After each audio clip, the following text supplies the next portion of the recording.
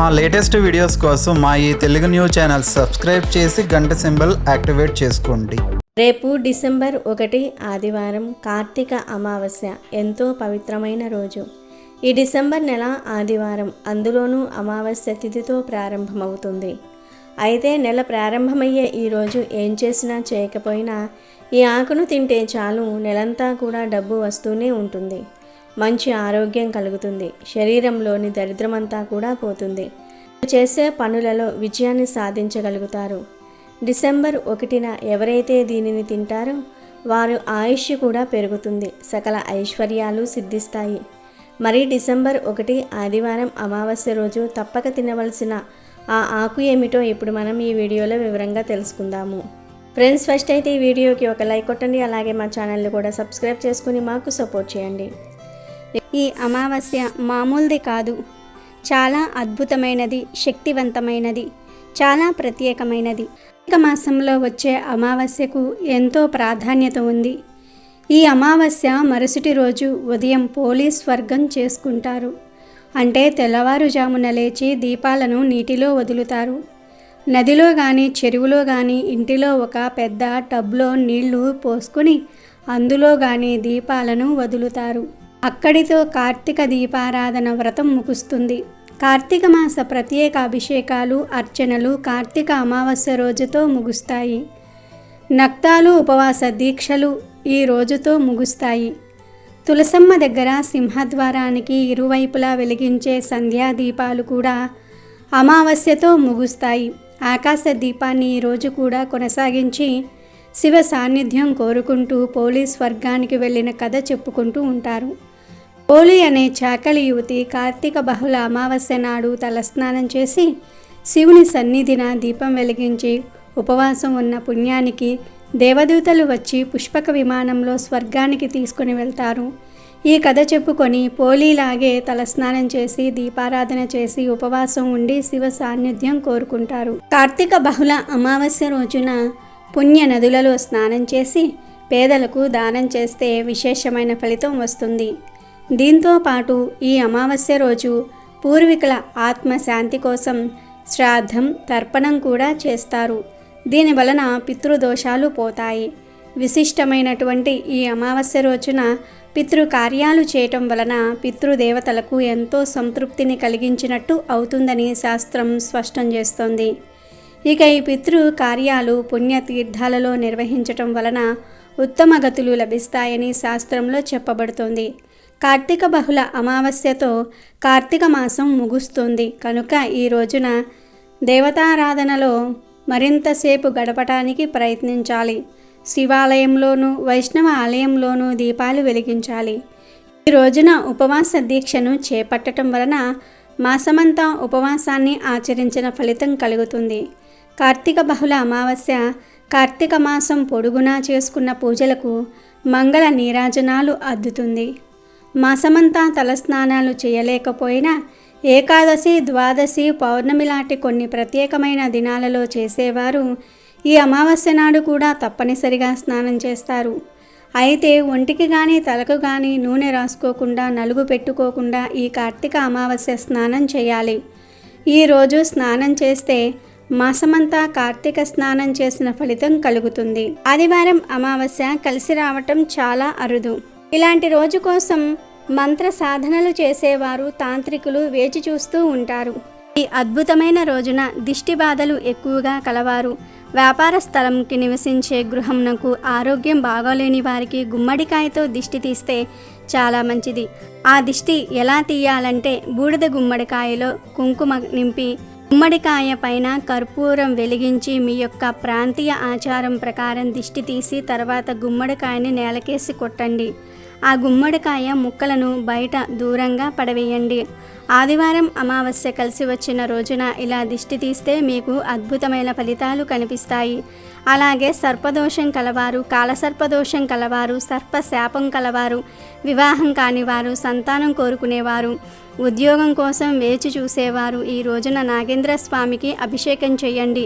నాగేంద్ర స్వామి విగ్రహం ముందు దీపం వెలిగించి నాగేంద్ర స్వామి విగ్రహానికి నీటితో కడిగి పాలతో అభిషేకం చేసి పసుపు రాసి కుంకుమ బొట్లు పెట్టి పువ్వులతో అలంకరణ చేసి నైవేద్యం పెట్టే హారతి ఇచ్చి 41 ప్రదక్షిణలు చేయండి. ఆదివారం అమావాస్య రోజు ఇలా చేస్తే మీ సమస్యల నుండి బయటపడగలుగుతారు. మన దేశంలో గంగా, యమున వంటి పుణ్యనదులు అనేకాలున్నాయి.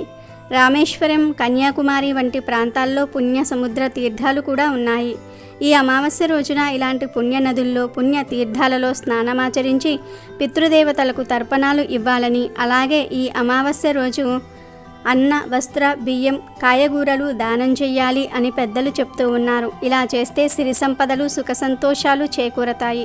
అయితే ఈ కార్తీక అమావాస్య రోజు నిమ్మకాయలతో ఇలా చేస్తే చాలు, 60 నిమిషాల్లో కష్టాలు పోయి కోటీశ్వర్లుగా మారిపోతారు.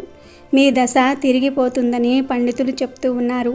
మరి కార్తీక అమావాస్య రోజు నిమ్మకాయతో ఏం చేయాలి అనే విషయాన్ని ఇప్పుడు మనం ఈ వీడియోలో వివరంగా తెలుసుకుందాము. ఈరోజు పవిత్ర భగవద్గీతలోని 7వ అధ్యాయాన్ని పఠించాలి. అమావాస్య రోజున పసిపిల్లలను సాయంత్రం వేళ బయటకు తీసుకురాకూడదు. కాలసర్పదోషం నుండి బయటపడేందుకు అమావాస్య తిథిని ప్రత్యేకంగా పరిగణిస్తారు.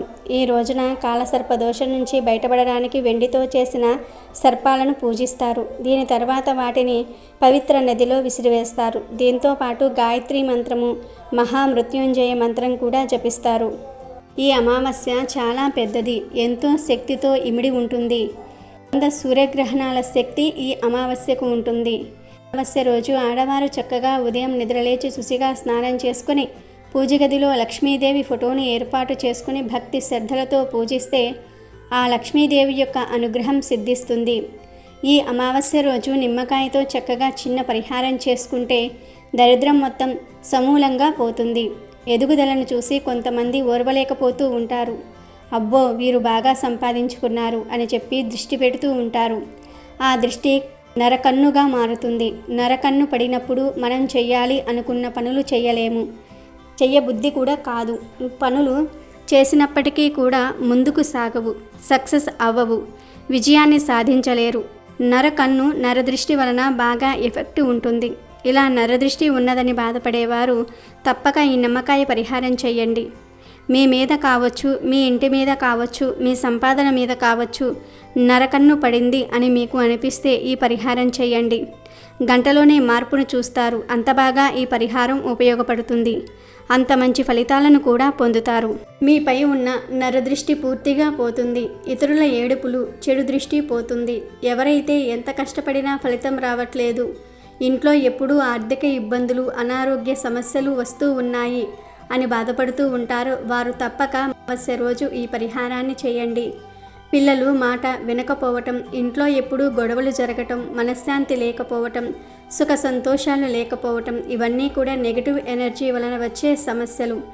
ఇంట్లో ఏదో దుష్ట శక్తి ఉన్నదని భావించేవారు, ఎప్పుడూ భయపడుతూ ఉండేవారు ఈ పరిహారం చేస్తే మీ భయాలన్నీ కూడా పోతాయి. ఏమీ లేదు, ఈ పరిహారానికి 2 నిమ్మకాయలు, కొంచెం గల్లులుప్పు కావాలి.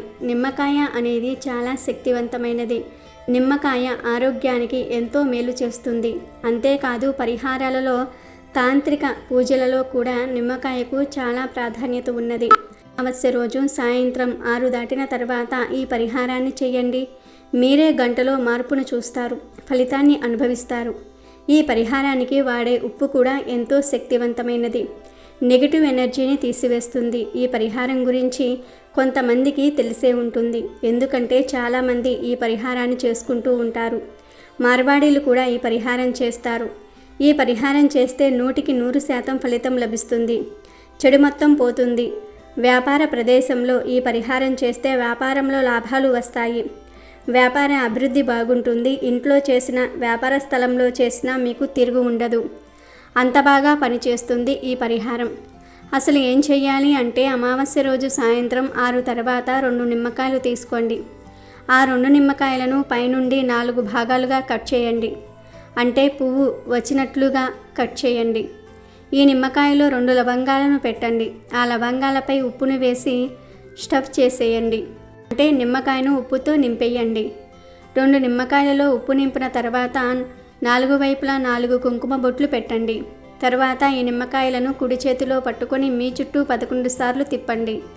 ఆ తర్వాత ఇంట్లో అన్ని గదుల్లో ఒక్కసారి చూపించేసి లాస్ట్లో నిమ్మకాయను వంటగదిలోనికి తీసుకుని వెళ్ళి ఆ వంటగదిలో గ్యాస్ పొయ్యి కింద ఈ 2 నిమ్మకాయలను పెట్టి వదిలివేయండి. ఇలా పెట్టిన నిమ్మకాయలను మరునాడు ఉదయం నిద్రలేవగానే తీసి డస్ట్బిన్లో పడేయండి. అంటే మూత ఉండే డస్ట్బిన్లో మాత్రమే వేయాలి. లేదంటే ఎవ్వరూ తొక్కని ప్రదేశంలో ఈ నిమ్మకాయలను పడేస్తే మరీ మంచిది. వ్యాపార స్థలంలో ఈ పరిహారం చేయాలనుకునేవారు సేమ్ ఇలాగే చేసి రాత్రంతా వ్యాపార స్థలంలో నిమ్మకాయలను వదిలేసి మరునాడు ఉదయం నిమ్మకాయలను తీసి ఎవరూ తిరగని ప్రదేశంలో పడవేయండి. ఇలా ఇంట్లో అయినా సరే వ్యాపార స్థలంలో అయినా సరే ఎవ్వరికీ చెప్పకుండా రహస్యంగా ఈ పరిహారం చేసుకుంటే చక్కటి ఫలితాలు కలుగుతాయి. మీరు నిమ్మకాయ తీసి పడేసిన గంటలోనే మీ ఇంట్లో లేదా వ్యాపార స్థలంలో మార్పును చూస్తారు. మనసుకు చాలా ప్రశాంతంగా అనిపిస్తూ ఉంటుంది. ఏదో ఒక శుభవార్తను వింటారు. కాబట్టి అమావాస్య రోజు మీరు కూడా నిమ్మకాయతో ఈ పరిహారం చేసి దరిద్రాన్ని తొలగించుకోండి. వీడియోలోకి వస్తే నెల ప్రారంభమయ్యే రోజున అనగా 1 తారీఖున చిన్న చిన్న పరిహారాలు చేసుకుంటే నెలంతా కూడా కలిసి వస్తుందని మనకు శాస్త్రాలు చెప్తూ ఉన్నాయి. అందుకే చాలామంది పండితులు 1వ తారీఖున ఏదో ఒక పరిహారం చేసుకోమని చెప్తూ ఉంటారు. కనీసం ఆ ఒక్కరోజైనా ఇంట్లో పూజ చేసుకోమని చెప్తూ ఉంటారు. ఎందుకంటే 1 తారీఖు నెలలోని అన్ని రోజులను కంట్రోల్ చేసే శక్తి ఉంటుంది. 1 తారీఖున పరిహారాలు చేస్తే నెలంతా మనకు బాగుంటుంది. ఇక డిసెంబర్ నెల ప్రారంభం కాబోతుంది. ఈసారి డిసెంబర్ 1వ తేదీనే అమావాస్య తిథి కూడా వస్తుంది. అందులోనూ ఆదివారం పడింది. అమావాస్య తిథితో నెల ప్రారంభం అవటం చాలా అశుభం అని పండితులు చెప్తూ ఉన్నారు. కనుక ఈ డిసెంబర్ నెలలో ప్రతి ఒక్కరికి కూడా కష్టాలు రావచ్చు. కష్టాలంటే ధనపరంగా ఆరోగ్యపరంగా కష్టాలు వస్తాయి. అంటే ఇంట్లో పిల్లలకు కావచ్చు పెద్దలకు కావచ్చు ఎవరో ఒకరికి ఆరోగ్యం పాడవుతుంది. ఆసుపత్రుల పాలవుతూ ఉంటారు. అంతేకాదు ఈ నెలలో ధన సమస్యలు కూడా రావచ్చు. అంటే చేతిలో ఉన్న ధనమంతా కూడా ఖర్చు అయ్యే సూచనలు కనిపిస్తూ ఉన్నాయి. నెలలో ధనపరంగా ఆరోగ్యపరంగా బాగోదు. కనుక ఈ 2 విషయాల్లో జాగ్రత్త పడండి. ఈ 2 తప్పించి మిగిలిన అన్ని విషయాల్లో బాగానే ఉంటుంది. అంటే ఈ డిసెంబర్ నెలలో యాక్సిడెంట్లు జరగవు. మానసికంగా చాలా ప్రశాంతంగా ఉంటుంది. అందరూ కూడా సఖ్యతతో ఉంటూ ఉంటారు. ముఖ్యంగా భార్యాభర్తల మధ్య ఈ నెలలో గొడవలు జరగవు. ఇక ఈ డిసెంబర్ నెలంతా కూడా మీకు కలిసి రావాలంటే నెల ప్రారంభమయ్యే ఈరోజు ఒక ప్రత్యేకమైన ఆకును తినమని శాస్త్రాలు చెప్తూ ఉన్నాయి. ఈ డిసెంబర్ 1వ తేదీన ముఖ్యంగా కుటుంబం అంతా కూడా కలిసి శివాలయానికి కానీ దగ్గరలో ఉండే ఏదో ఒక ఆలయానికి కానీ వెళ్తే నెలంతా మీ ఇంట్లో అన్ని శుభాలే జరుగుతాయి. ప్రశాంత వాతావరణం నెలకొంటుంది. ఇక అమావాస్యతో కలిసి వచ్చిన ఈ డిసెంబర్ 1వ తేదీన మీరు ఏం చేసినా చేయకపోయినా ఇంట్లో శివుడి ఫోటో ముందు తమలపాకును ఉంచి శక్తి కొలది పూజించి దీపాన్ని వెలిగించండి. అంటే మీకు తోచిన విధంగా పూజ చేయండి. ఖచ్చితంగా దీపాన్ని వెలిగించుకోవాలి. ఆ దీపాన్ని కూడా ఆవు నెయ్యితో వెలిగిస్తే చాలా మంచిది. అంటే ఆవు నెయ్యి ఉంటే ఆవు నెయ్యితో దీపారాధన చేయండి. ఆవు నెయ్యి లేకపోతే దీపారాధనకు నువ్వుల నూనెను అయినా సరే వాడవచ్చు. ఆ దీపారాధన చేసుకొని పూజ పూర్తి చేసుకున్న తర్వాత శివుడి ఫోటో ముందు పెట్టిన తమలపాకును ప్రసాదంగా స్వీకరించి తీసుకొని ఆ తమలపాకులో కొంచెం తేనె లేదా పంచదార లేదా బెల్లం ముక్క కలిపి తినాలి. ఇలా డిసెంబర్ నెల ప్రారంభమయ్యే రోజున ఎవరైతే ఈ ఆకును తింటారో వారి ఆరోగ్యం నెలంతా కూడా బాగుంటుంది. ఒంటిలోని దరిద్రాలు పోతాయి. నెలంతా కలిసి వస్తుంది. ధనలాభం కలుగుతుంది. డిసెంబర్ 1న ఈ ఆకు తిన్నవారికి నెలంతా ఎటువంటి ఆరోగ్య సమస్యలు రాకుండా ఉంటాయి. చేసే అన్ని పనుల్లో కూడా విజయం కలుగుతుంది. ఒంట్లో ఉండే అన్ని రకాల చెడు శక్తులు పోతాయి. లక్ష్మీ కటాక్షం కలుగుతుంది. డిసెంబర్ నెలలో మీరు ఏ పని చేసినా ధనం విపరీతంగా వస్తుంది. ఎలాంటి కష్టాలు రాకుండా ఉంటాయి. పట్టిందల్లా బంగారం అవుతుంది. చాలా అద్భుతమైన ఫలితాలు వస్తాయి. కాదు ఈరోజు ఈ ఆకు తినటం వలన డిసెంబర్ నెలలో మీకు ఏ విధమైన సమస్యలు రావు. కనుక డిసెంబర్ 1 అమావాస్య రోజున ఇప్పుడు మనం చెప్పుకున్న విధంగా చేయండి. తమలపాకులో తేనెను లేదా బెల్లం ముక్కను లేదా పంచదారను కలిపి తినండి. నెలంతా సంతోషంగా జీవించండి.